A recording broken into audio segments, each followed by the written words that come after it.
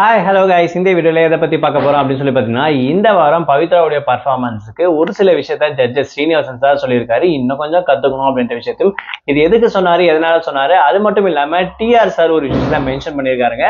அதுக்கான பின்னணிகள் என்னன்றது தான் இந்த வீடியோல பார்க்க போறோம். நம்ம சேனலை ஃபர்ஸ்ட் டைம் பார்க்குற பர்சனா நீங்க இருந்தீங்கன்னா மறக்காம நம்ம சேனலை சப்ஸ்கிரைப் பண்ணிக்கோங்க.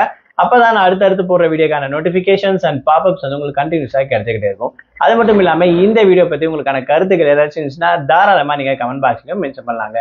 ஸோ ரீசெண்டா ஜீ தமிழ்ல நடந்திருக்கக்கூடிய one of the reality competition show அப்படின்னு சொன்னா சரிகமபா சீனியர் சீசன் 5 அப்படின்னு சொல்லக்கூடிய இந்த ஒரு சிங்கிங் காம்படிஷன் சொல்லலாம். ஸோ இதுல இருக்கக்கூடிய போட்டியாளர்கள் மொத்தமா கிட்டத்தட்ட 12 பேர் தான் இருக்காங்க. இதுக்கு முன்னாடி நிறைய ஃபில்ட்ரேஷன் இருந்துச்சு அப்படின்னு சொல்லலாம். ஸோ இப்ப இருக்கக்கூடிய 12 பேரும் அவங்களுக்கான தனித்தனி இண்டிவிஜுவல் ஃபேன்ஸே கிரியேட் பண்ணி வச்சிருக்காங்க. அந்த அளவுக்கு இவங்களுடைய ஃபேன்ஸும் இவங்களுடைய பர்ஃபார்மன்ஸ் வந்து ரொம்பவே ரசிக்கிறாங்க.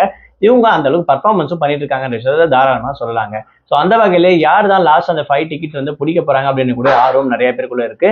இதுல மீதி இருக்கிறது இன்னும் 4 பேர் தான். ஸோ அந்த 4 டிக்கெட்டை யாரு பிடிப்பாங்க, இருக்கக்கூடிய மீதி 11 பேர்ன்றது தான் ஒரு கொஸ்டின் மார்க். ஸோ இதுல ஒன் ஆஃப் த மெயின் பர்ஃபார்மன்ஸா பார்க்கப்படுறது பவித்ரா. இவங்க பர்ஃபார்மன்ஸ் வந்து பார்த்தீங்கன்னா தனி ஃபேன் பேஸே வச்சிருக்காங்க. இவங்களுடைய வாய்ஸ் தான் ஹைலைட்டே அப்படின்னு கூட சொல்லாங்க. அந்த அளவுக்கு இவங்களுடைய வாய்ஸ் வந்து பார்த்தீங்கன்னா ஹனி டிராப் மாதிரி இருக்குன்ற விஷயத்த நான் சொல்ல கிடையாது, ஜட்ஜஸ் ஸ்ரீனிவாசன் சார் நிறைய டைம் மென்ஷன் பண்ணியிருக்காரு.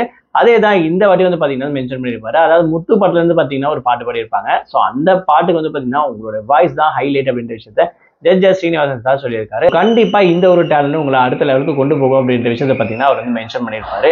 டிஆர் சார் ஒரு முக்கியமான விஷயத்த மென்ஷன் பண்ணியிருப்பாரு. உங்க கணவர் இறந்திருந்தாலும் இந்த இடத்துல நீங்க வந்து சாதிக்கணும்னு சொல்லி முயற்சி பண்ணி பார்த்தீங்களா. ஸோ இந்த ஒரு விஷயத்துக்கு கண்டிப்பா பார்த்தீங்கன்னா உங்களுக்கு வெற்றி கிடைக்கும் அப்படின்ற விஷயத்தையும் அங்க இன்டைரக்டா சொல்லியிருப்பாரு அப்படின்னு கூட சொல்லலாம். ஸோ அந்த வகையில இந்த வாரம் இவங்களோட பர்ஃபார்மன்ஸ் ரொம்பவே சூப்பரா இருந்துச்சு அப்படின்ற விஷயத்த மென்ஷன் பண்ணியிருப்பாங்க.